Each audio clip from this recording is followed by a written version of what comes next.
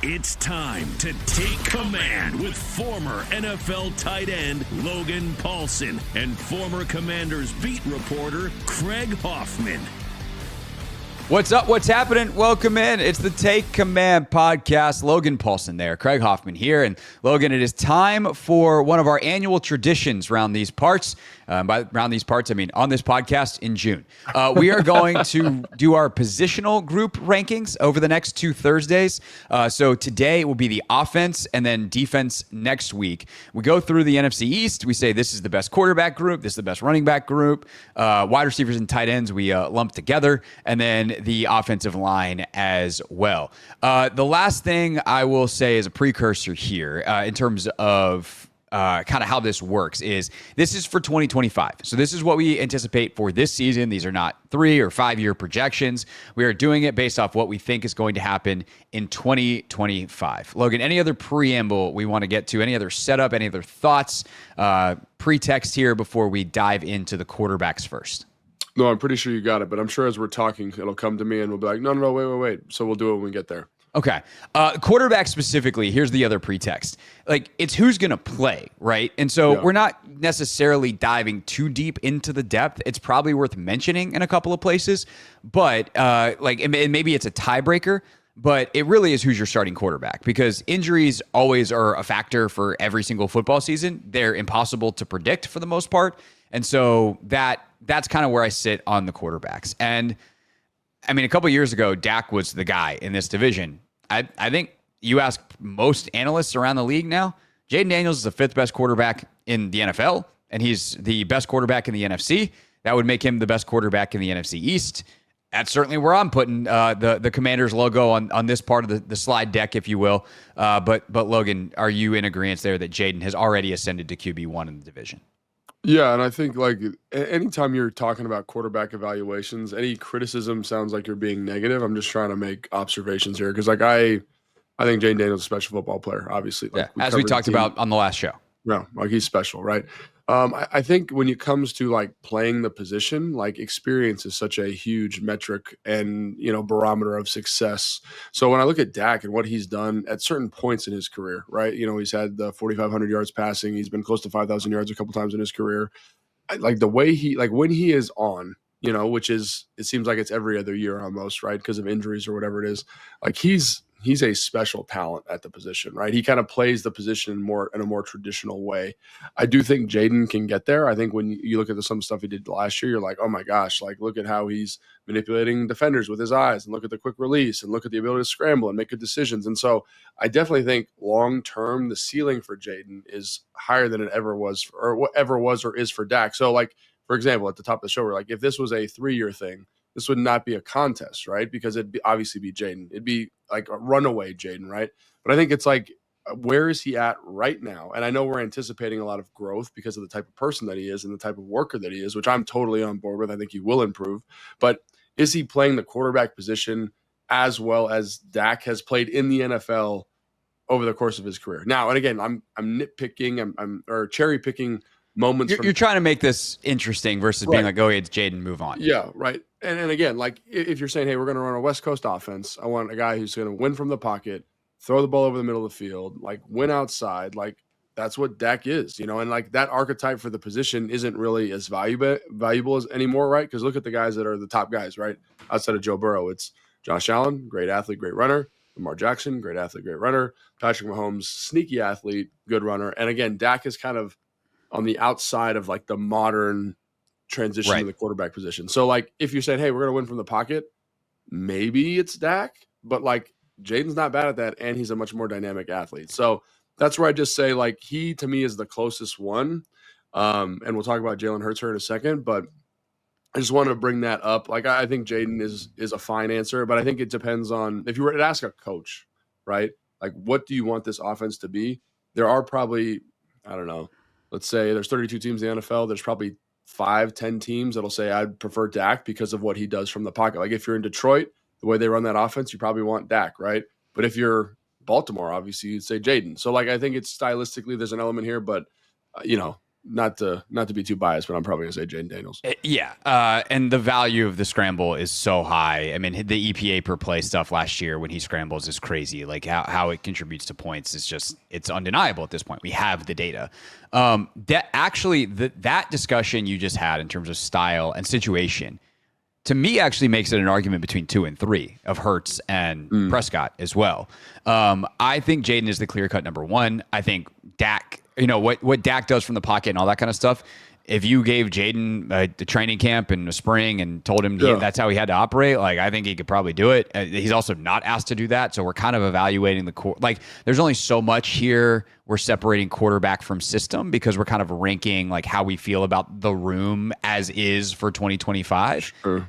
So to me, like, Jayden's the clear-cut number 1 because of that, and I don't think you disagree, especially if you take in like Jayden in his situation versus Dak in his situation. I trust Jayden in his situation. That was the other thing I want to bring up too. Like, in terms of elevating a group, like, I don't know if there was a quarterback in the NFL last year who elevated a group more than what he did last year in Washington. And I'm not saying that was like there's bad skill position players, but I think when you look at the offensive line, the way that Adam has upgraded this offseason, like, obviously they felt that that was something that needed to be improved upon.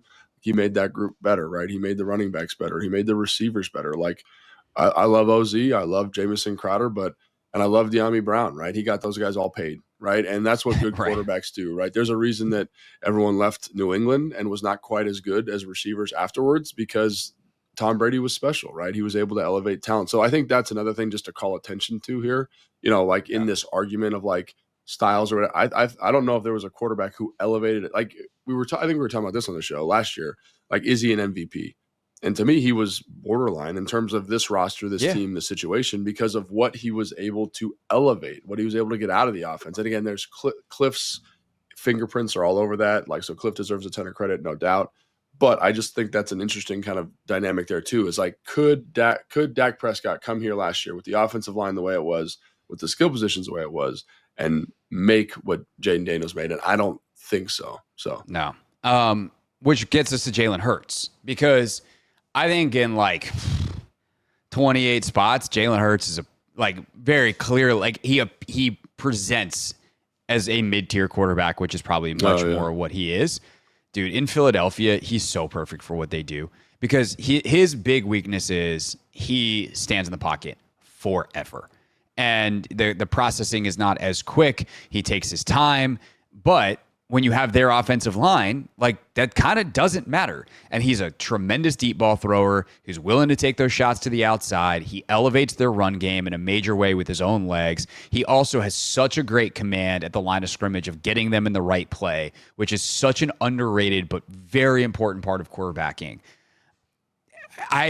Dak is a better passing game quarterback. Like, if you just isolate the passing game, it's not remotely close. An easy way to compare it, right, is who was the OC there last year? Moore? Kellen Moore, yeah. Yeah, I kept on saying Dan. I was like, that's the offensive lineman. So Kellen Moore, right? Kellen Moore with Dak, like, Dak was almost a 5,000-yard passer, right? Like, he was able to do more. The ball velocity, the anticipation was better. Excuse me. And then when you look at, Moore in Philly with Hurts, like, that offense looked awkward at moments, right? Because of what you were talking about in terms of Hurts' limitations. So I think the thing that I come back to here is, like, Hurts, the leadership, like, kind of the competitor, like, it's obviously a very high thing, but there's not a better situation for a quarterback. Like, we're going to rank the rest of this thing, but like, right, you're going to find 2 better wide receivers. You're going to find a better tight end. You're going to find a better, like, offensive line running back. Like, you are surrounded in a perfect ecosystem to be the best version of yourself. So I say, like, if you took, hypothetically, Dak Prescott and put him in Philly, what does that offense look like? And it kind of reminds me of Dak, like, what was that, probably 5 years ago when they had the best offensive line in football. Well, yeah, it's how he succeeded as a rookie. It was 2016. He takes over for Romo, and he takes over Romo, like, from game one, because Romo gets hurt in the preseason. And he throws for 3,600 yards, 23 touchdowns, 4 picks as a rookie. Yeah. And it's the highest QB rating he had until 2023 when he damn near won MVP. Like, he was awesome. Yeah. And so this is why it's hard for me. Like, I understand there are limitations to Jalen Hurts, and there are things that, like, as a competitor and as a leader, that make him really dynamic in that environment. But there's a reason that the passing game is so kind of up and down, right? It's because he has a hard time anticipating throws over the middle of the field, and they rely on these deep shots down the field, which we talked about on the last show, like are very an inconsistent metric, right? An inconsistent offensive production metric, right? And so I think you're always riding a certain level of variance with him, and he's able to succeed there because he doesn't have to win the game for you. You have Saquon, you have other elements. And then I say that, but then watch him in the playoff game, man. He was excellent in that game. He's a big game player, and he's had a long history of doing that. And so this is not to say he's a bad player, but I just think about if Dak's in that offense, like, are they the best? Are they definitively the best team? Are they kind of like what the offense in Detroit was last year, where it's like the pass protection is excellent, Jared Goff's ripping you apart, you got explosive playmakers down the field. I think that's what you get from the quarterback spot. Now it's a team game, but I think that's where I kind of settle and say, man, like, situation's so good. What does Dak look like there? And it's one of those hypotheticals you never know, but I think Dak's going to be a better player in that environment. Yeah. Since 2019, it's been every other year for Dak. 2019, he played all 16 games, throws for almost 5,000 yards. 2020, he gets hurt. 2021, he's back at it, almost 4,500 yards. 2022, he misses 4 games and is just generally has a down year, throws 15 interceptions in those 12 games. Bounces back in 23. He's incredible, a 36-9. And then last year, he misses half the season. So it's 2025. It's an odd year. Dak's going to be awesome. I would. Like, I do wonder if, like, we're starting to see the end of Dak's prime here. You know, Sure. he's getting into his mid-30s. And the offensive line is not what it used to be. I just want to stress that I think it's really close. I think you're right. I think you still have to put Dak as number 2 here, purely on the quarterback. But it's really close. And, like, if we're ranking quarterbacks in the entire league, I don't know how much further down Hurts is than Prescott. And it just so happens that they're in the same division. I think it goes back to stylistically, like what you're looking for. Of course. And that's where it's like, if you're not a top 4 or 5 guy in the league, like, you are a little bit scheme dependent. And I think that's what you're seeing here a little bit. And so, like, I'm just saying, like, Kellen Moore has been with both of them. The offense looked drastically different in both environments. And I think a lot of it has to do with the person that's throwing the football. Now, like you said, maybe this is the downside of Dak's career. He's kind of negotiating injuries all the time. We'll see what happens. But, and again, I think people have a hard time with this conversation because of the contract number Dak is at, like, that's also he's 100% true. For value purposes, it's Hurts. Quarterback play per dollar, it's Hurts. Yeah, for sure. But I do think if you're just looking at down to down stuff, like, he does a really good job. He does a really good job on the down to down stuff of playing quarterback. Now, like, there's more to it than that. There's the leadership, the competitor, the toughness, the scrambling for 20 on, whatever. Like, and Hurts brings that. The command of the offense in general, like play to play. Are you in the right play, whether or not you execute it? I mean, and be fair to Jalen, man, like, I was on the sideline in that playoff game, and his ability to be like, oh, this is the coverage, this is what we're going to check to, or this is the front, we're going to check to this. Yep. Like, he was locked in. And so obviously he's doing good stuff. This is not an indictment of him as a player. I just think if you're throwing the football, which is a big part of playing quarterback, I think you probably go Dak. Yeah. Then there's the Giants. Russell Wilson, Jameis Winston, Jackson Dart, Tommy DeVito. What a quarterback room. It's definitely got the most character, I would say. Yeah. You know what I mean? Characters. It's got the most characters. Say, like, we didn't talk about this, so we can just hit this real quick. I do think all those first 3 groups we talked about have a really good backup situation too, right? Like, and they're good for different ways, right? Like, Joe Milton in Dallas, right, is interesting. Yeah. I think interesting is a good word. Who's the kid from Stanford? Tanner McKee. Tanner McKee, I love him. Like, he looks like he's going to be playing starting minutes here, not for Philly, but for some organization at some point down the road. And then obviously Marcus Mariota and the backup quarterback room they have here is great. Yeah. And then you get to the Giants, and there's really not, I don't say there's nothing positive, but I hate it. You know what I mean? Like, I hate everything about it. Like, I love Jameis Winston. I used to be the biggest Russell Wilson fan. Like, he beat us in 2012 when I was here, and I was like, this dude's awesome. He was awesome for about 8-9 years after that. Everybody's kind of well aware of his decline since then. But Jackson Dart was a developmental guy that they took at 25 that feels like there's a lot of work that needs to happen to make him there. And Dayball's done that before, but yeah, man. Like, it's and then Cutlets, like, they all have their own little thing that they got going on there. So yeah, to me, the Giants are a dangerous team this year in that any week, like, if Jameis gets on one or Russ gets on one, or if Dart's playing and he gets on one, like, they've got enough talent that they could beat anybody any week. They're an any given Sunday team. Week to week, they're probably going to be really bad. Yeah. Because I don't trust any of it to happen consistently. No, I'm with you, man. Like that is a tough room, and I don't think we're saying anything super surprising here. But No. and again, like I'm fans of all those guys. Like like when Jameis is playing, like I'm watching the game. I go back and watch. But you're Jameis watching games. because you don't know what you're going to get. Correct. And it's going to be entertaining, not necessarily good.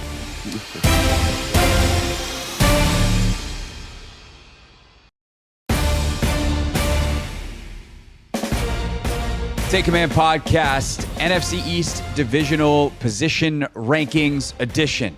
We've got to come up with a better name. That's Logan. I'm Craig. Let's take a look now at the second most important part of an offense, Logan. No, not the skill positions. It's the offensive line. So real quick, just to run it down the way ESPN.com has the depth charts right now. The Commanders across the front from left to right. Tunsil, Allegretti, Biotish, Cosme, asterisk, Connerly. Obviously, Cosme, as everyone listening to this podcast probably knows, is out for a while with that torn ACL. It's to be some combination of Andrew Wiley, Nick Allegretti, and Brandon Coleman. I don't know why ESPN changed. They used to have it with Coleman at left guard, but it's going to be Tunsil, Coleman, Biotish, Allegretti, Wiley, or Nate Erbig, and then Josh Connerly at right tackle. For Philadelphia, Mailata at left tackle, Dickerson, Juergens, that's all the same.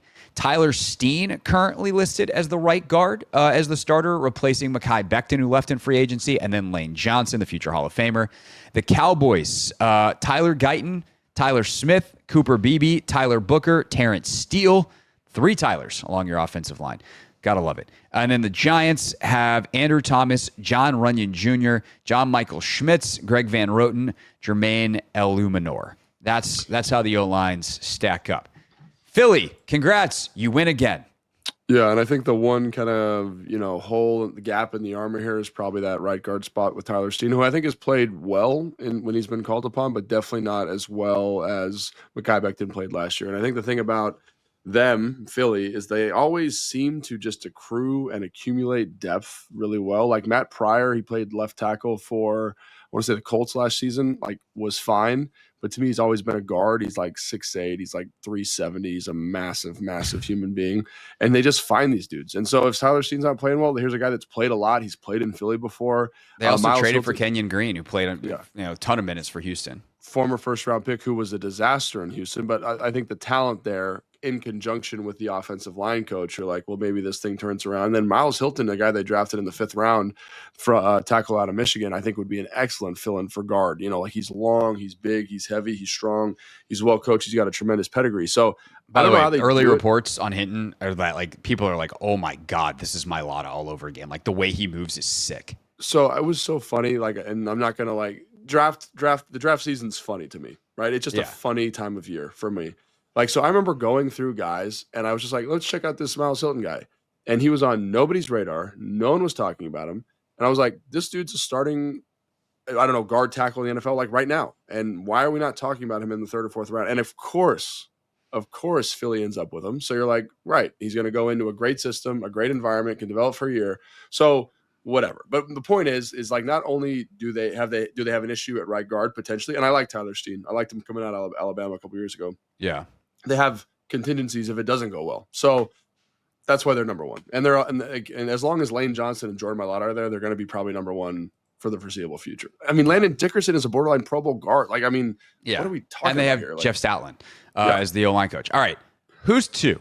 Did Washington do enough to become the second best O-line in the division? I was just looking through this, and I think yes. We got to tread softly here, and I'm going to tell you why. So, obviously, Laramie Tunsil, I think now is probably in contention for a conversation anyway about the best left tackle in the division, right? So that's awesome. Now you go Mailata, you go Andrews up in New York, whatever you want to do there, but he's close, right? So then you say, if Brandon Coleman plays the way I think he can at left guard, man, that's going to be a really interesting dynamic. Tyler Biotish is, in my opinion, one of the best centers in the division. Cosme is one of the best guards in the division when healthy. Obviously, he's hurt right now, but Wiley at guard, I love that as well in terms of depth we've talked about. And then where's Connerly at is the $1 million question for me. So the thing is, from a talent standpoint, you're like, yeah, let's get this thing cooking. The problem is, like, Brandon Coleman's playing a new position, right? Your starting right guard is hurt. And then you've got a rookie starting at right tackle. So how do you feel about that? Obviously, on paper, when you look at their 40s and watch their arm length and how they move in space and watch them do all the run blocking stuff they do in training camp, you're like, man, this is going to be the second best group in football. But you get a guy who's never played NFL football before and a guy who's playing a new position and then a backup playing right. So that's where I'd say, like, on paper, I'm like, absolutely, hell yes. Yeah. But there are some question marks for sure. Is Dallas the team that they are competing with? Are the Giants just sitting at the bottom of another offensive ranking here? Or did they do enough bringing in a guy like Van Roten, getting some upgrades with Runyon? Like, did they do enough to at least get in the conversation here? So Dallas to me is really interesting, and I'll tell you why. So obviously you got Terrence Steele, right, who has been banged up and hasn't quite looked like the guy that they paid, right? So where is he at? Like, every year I watch him, I'm like, man, it looks like he's fine, but like, where is he at? You know what I'm saying? Right now he's a serviceable starting right tackle. You're starting Tyler Booker at right guard, who is a rookie. And what was my concern about the Commanders' offensive line is that he's a rookie. You're starting Cooper Beebe at center, who's a second-year player. Again, there's some developmental curve there. Tyler Smith, I think, is maybe the best guard in the division, so we'll give him that. And then Tyler Guyton, who struggled tremendously at points last year, like really, really struggled. So to me, I kind of say to myself, 3 of those spots are not great, in terms of confidence in terms of young players going into year 2. So in one case, it's a rookie. Like, that just seems tough to me. And then when you look at New York, just by comparison, I think New York is maybe a little bit more consistent. So like, and you can tell me if I'm wrong, Craig, but the way I look at it is like, Jermaine Eluemunor, I think, is a good starting right player. And I personally think he's better than Terrence Steele right now at this point in his career, right? Yeah. Greg Van Roten, I think, is fine. Like, he's kind of a wash, but he has the experience on his side, and I think he's going to be better than Tyler Booker, right? John Michael Schmidt is in his 3rd year, I want to say, maybe 4th year, and has struggled. But is there a noticeable difference between him and Cooper Beebe? I would say probably not at this point. John Runyon is fine. He's a get-on-base kind of guard. I think they could definitely get better there, but he's a get-on-base kind of guy. Then you maybe have one of the better tackles in the division, Andrew Thomas. So, I don't know. That feels on paper like a more consistent group than Dallas. There's less question marks to me in this group. And with an offensive line, I think you want consistency. You want guys that have done it. Guys that have experience. And I'm not sure Dallas has that. So let me help you parse through your thoughts here with a question. Are we not giving Dallas's floor enough credit because New York's ceiling is lower? In other words, are we looking at New York and being like, there's not a lot of variance here. We think they're fine, and at best, they're a little better than fine. Versus Dallas, where it's like, at worst, what are you? At your best, you're actually really good. Like, if Guyton clicks, if some of these guys that have higher ceilings hit their ceiling, there's a wider gap of possibilities. But if we compare floor to floor, is Dallas's significantly lower than New York's? Because if so, then we have a conversation. If not, then Dallas is obviously the correct answer with a potential to go even above Washington potentially. I think so. And I think I'll tell you why. Like, Tyler Guyton at points last year was like non-playable. You know what I mean? Like, and it wasn't, and everyone knew he was going to be a developmental player, right? He's got everything you're looking for, but he's developmental, right? So there were times where he was benched. He's been multiple times in the course of the season because guys are just running around him, or he can't handle a bull rusher. He's got too many holding calls. He's got a false start, right? And so Tyler Booker, again, was one of the more consistent prospects from a mentality standpoint.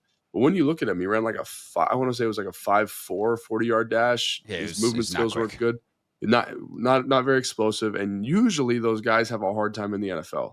I think Tyler Booker is going to be okay because of the mental wiring. Yeah, but I think the lack of elite athleticism would lead me to believe that he's going to be in for a tough year. So I do think there's a world where the bottom just falls out of this thing, right? Like Cooper Beebe next to Tyler Booker, like, you're losing that support of Zach Martin to kind of help you get on the same page all the time. Like, again, Tyler Smith is a beast. Don't get me wrong. But there's just 3 young variables in there that could collapse on themselves. And then all of a sudden you're just taking away, maybe this is the 25th and below group in the NFL. Yeah. All of a sudden. And you're like, oh, that's not very good. Obviously. The good news is for them that Dak is one of the best at the line of scrimmage quarterbacks in the league. Like, his mental processing helps, but it's different having that dude back in the shotgun versus Zach Martin right next to you. He's a young player, or opposite you at the other guard spot, being able to do what he can do. All right. So if that's the case, then our rankings would go Philly, Washington, New York, Dallas. I mean, and maybe I'm being too hard on Washington or too hard on Dallas, excuse me, but it just feels like there's too many. yes, the ceiling is very high with that group.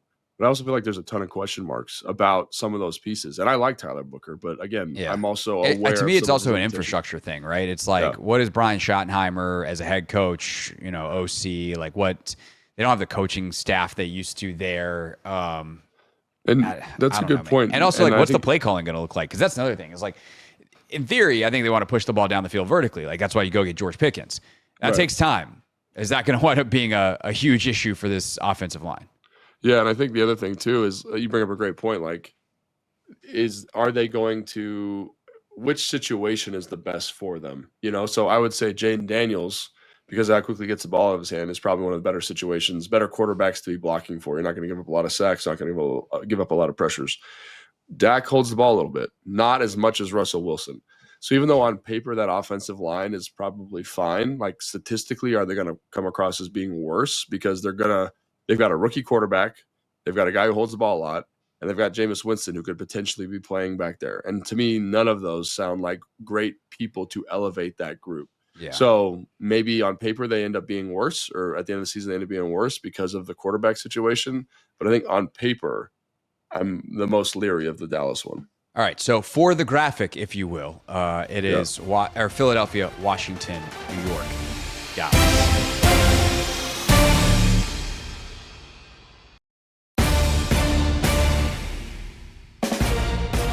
Take Command Podcast. That's Logan Paulson. I'm Craig Hoffman. Let's see if we can get a better name in the third segment here, Logan. It's our NFC East positional group rankings. That was pretty smooth. I'll take that. Very smooth. All right. So what we have left are the skill positions, as they are called. Wide receiver, tight end, we're going to do together, and then running backs at the end separate. So when you look at the group of skill position players in total, Logan, I do think we're probably going to get an Eagles logo at the top of the graphic again, because A.J. Brown, there is an argument to be made. He is the best receiver in the NFL. I know Trevor Sycamore was making that argument earlier in the offseason. You look at a bunch of the statistics, the underlying data. Over the last 3 years, he's been as good, as consistent as Jamar Chase, as Justin Jefferson, some of the yards per catch or yards per target, stuff like that. So you have A.J. Brown, Devontae Smith, Dallas Goedert at tight end. Then I think you do get obviously some depth questions with, whether it's Jahan Dotson or Grant Calcaterra at tight end. Like, you start getting down, they don't have the depth, but I think their ceiling and their top end stuff elevates that group far and away above, maybe not far and away, but above Dallas, Washington, and certainly New York. Yeah, I think the only other one I would kind of maybe call attention to is Dallas, and it's because you have CeeDee Lamb, who again is in that kind of conversation for being a top 8 receiver in the NFL, wherever he is. Yeah, and I would even say higher than that, yeah. Yeah, but I'm saying conservatively, maybe 8, right? And then George Pickens, who is a little bit of a crash out, but is one of the best deep ball contested catch guys in the NFL, right? So, what does he do for that offense? And obviously Jalen Tolbert, who to me is one of the most electric slot players in the NFL, period. So all of a sudden you look at that and you kind of say, well, and then Jake Ferguson is a guy that I like. I don't know if I'd put him above Goddard after the year Goddard had last year. Yeah, I think last year we had him flipped because, Goddard was coming off an injury, but I do think that is an interesting group. Now, are any of those guys better than Devontae Smith, A.J. Brown, and Jahan Dotson? I don't think so, but I think it's much closer with this group than it was in years past, for example. For sure. Kevontae Turpin is he's purely a kick returner basically, but he'll do something on offense in 3 games on the year. He'll get a screen pass and get you a key first down, something like that. Yeah, man, it's interesting with the depth of Philly just being so lacking. Jahan, they haven't had a third wide receiver seemingly forever, but I also think that's kind of hurts and kind of the offense. They like the outside stuff so much. When you're a slot receiver and you operate over the middle of the field, then Jalen Hurts probably ain't gonna throw the ball to you a whole ton. Right. And so, they use their tight ends on the outside quite a bit, where they'll get, or up a seam or whatever. They get Goddard vertical up the field, and that's where he's dangerous. So they're good fits in terms of what they want to do offensively. Washington, to me, is the wild card here because Terry was obviously incredible last year, played at a top 10 level. Debo, what is he? He is the wild card. Zach was so much better than we thought he was going to be. And if he's that, he's right up there as one of the best tight ends in the division. Very different than Dallas Goedert, which is, of course, ironic, but he's I think I would weapon. rate him as I think I would rate him as being the best tight end in the division last year because of his ability to win in critical situations, red zone, third down, win against man to man. Like nobody else was able to do what he did. So I think he's a tremendous weapon. But I do think the interesting part is the Debo thing. Like where is he at? Terry obviously like is a very, very good player. Like we saw what he did last year, really tremendous effort by him.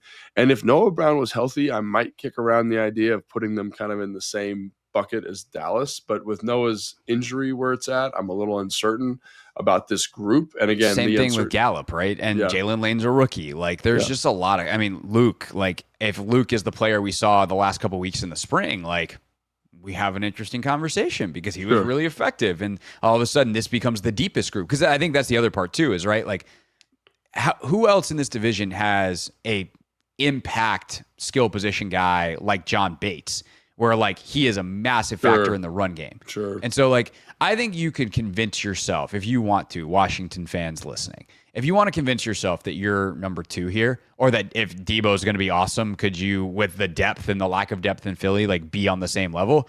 I think you could make a compelling argument. I just don't know that I'm ready to do that. Dallas is interesting because I just have no love for George Pickens. No, I understand. Like, as I've said about George Pickens before, on any single snap, he's the greatest player in NFL history. Correct. Like his spectacular catch rating on Madden is 1,000. He's so ridiculously good. But you can't crash out every other game and be totally ineffective and hurt your team. And that's kind of what he's been the last like 2-3 years. And so I don't even know whether to count, like acknowledging he could be the best receiver in the entire division if he's got his head on straight. He's that talented. He might be a negative for the Cowboys. Like I literally don't know. So I don't know what to do with that.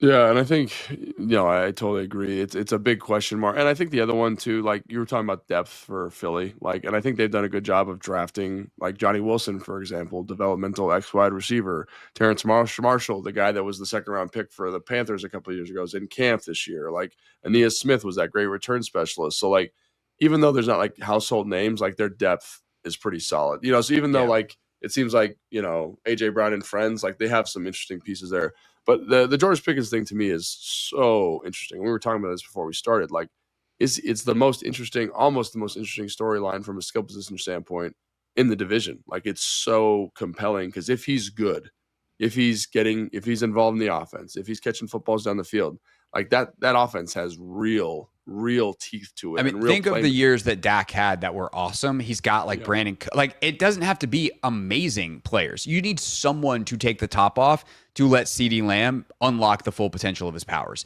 And it's been Michael Gallup. It's been Brandon Cooks. It's been a couple different guys.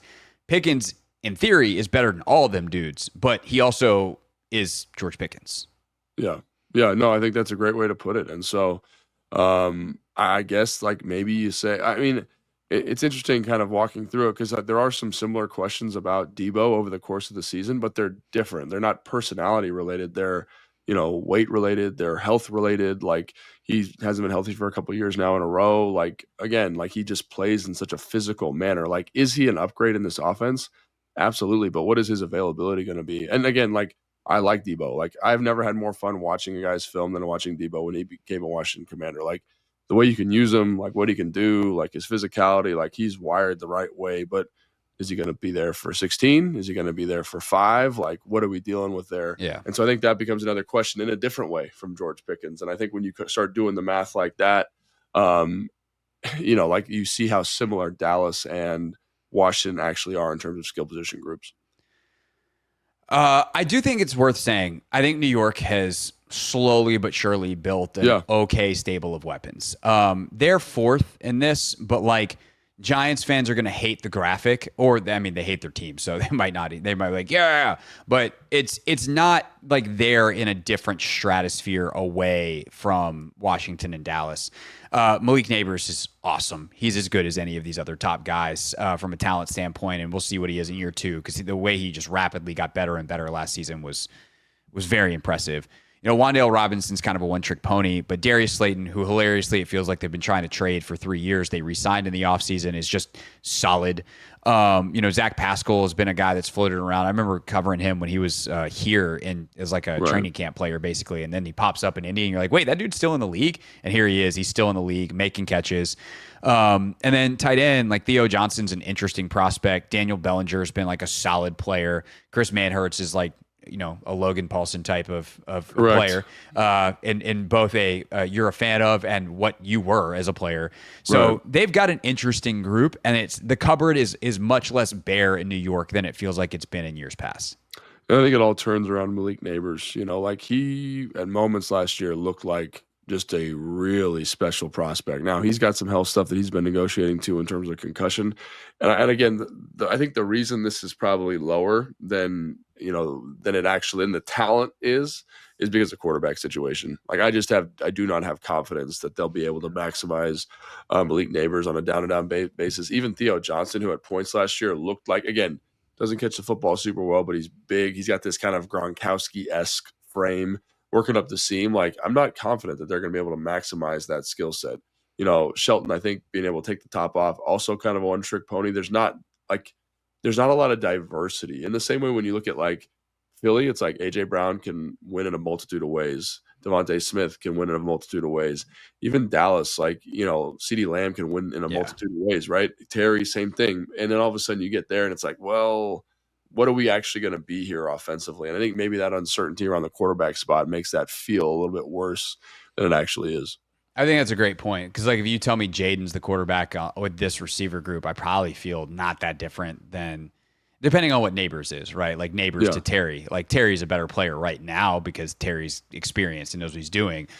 We'll see how much longer that lasts. Like this is, I don't want to piss people off, but I do feel like Neighbors has a better ceiling. He's got a Justin Jefferson type movement skill. Like that is in his range of outcomes. So I think that's like, he is a stick of dynamite. Like that kid's crazy. Yeah. So when the rubber meets the road here for the graphic, Philadelphia.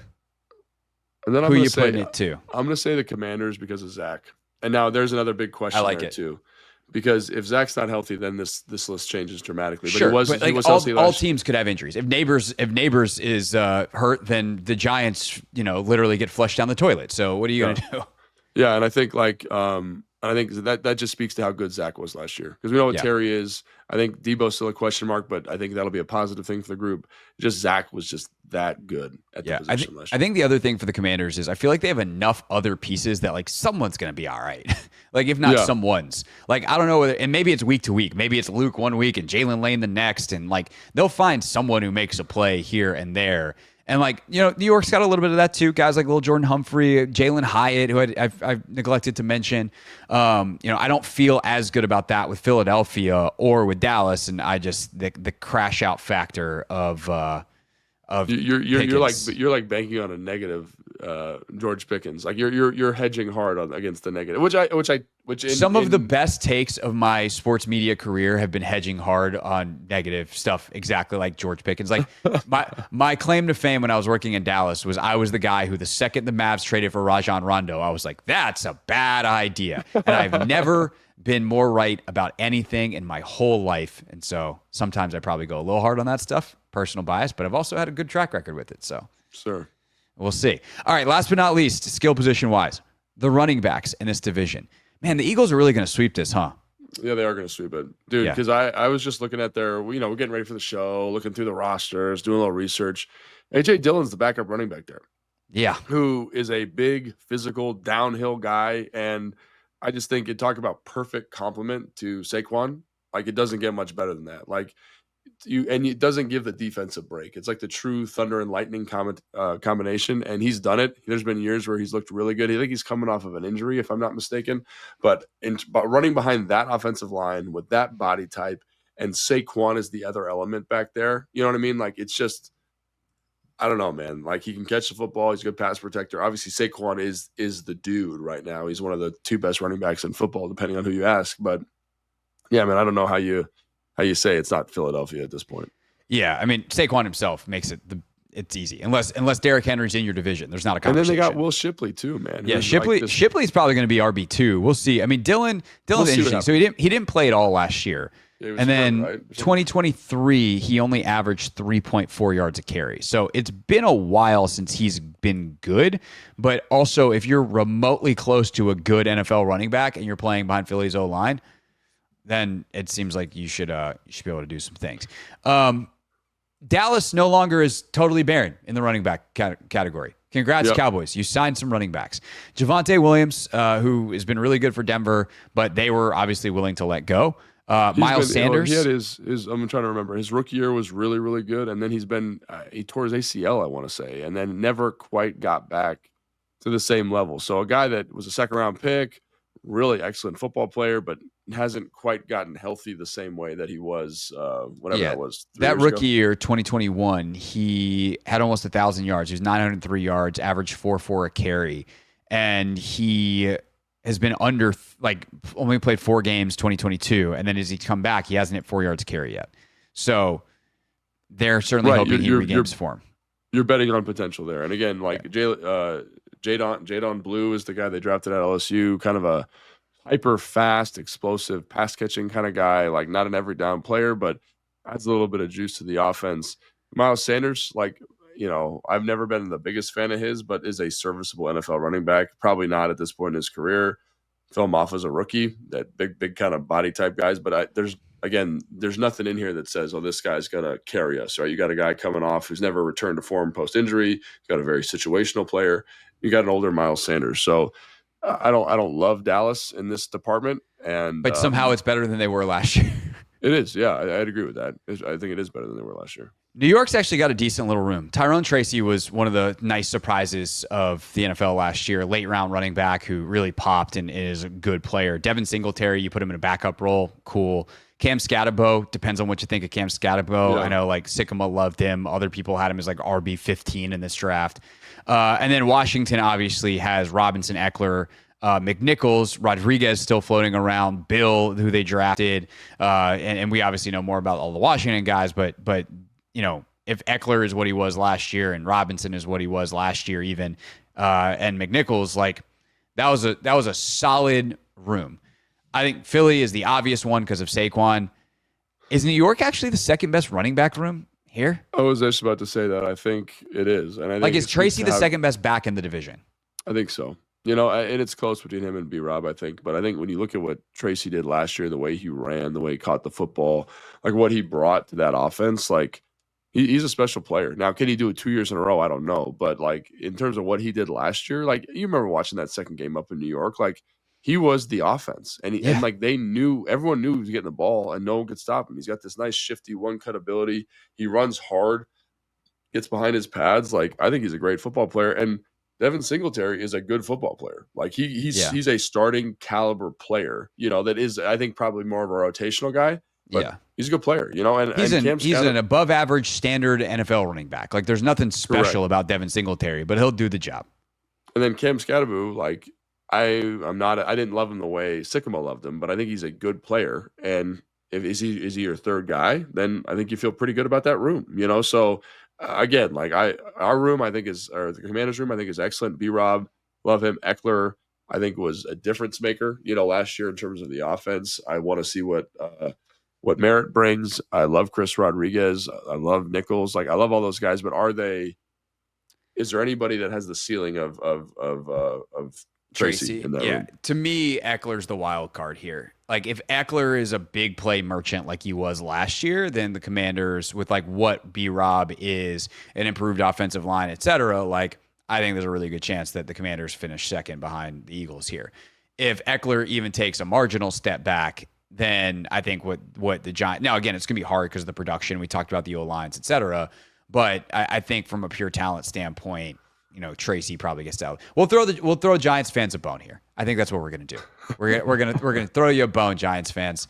Although they haven't finished last in everything, which is nice. Philly, unfortunately, is going to finish atop everything. We're going to go Philly. Isn't that crazy, though? Isn't that crazy how good that roster is? Every time we do this exercise... Well, I guess except for quarterback, which is an important piece. It's an important piece, but when it just speaks to if you can build a team with the best offensive line in football, best running back, best receiving duo, like you can get away with a lot. Like, and next week's not going to be that much different. Like in terms of their defense, like their defense might be better than their offense, which that feels great.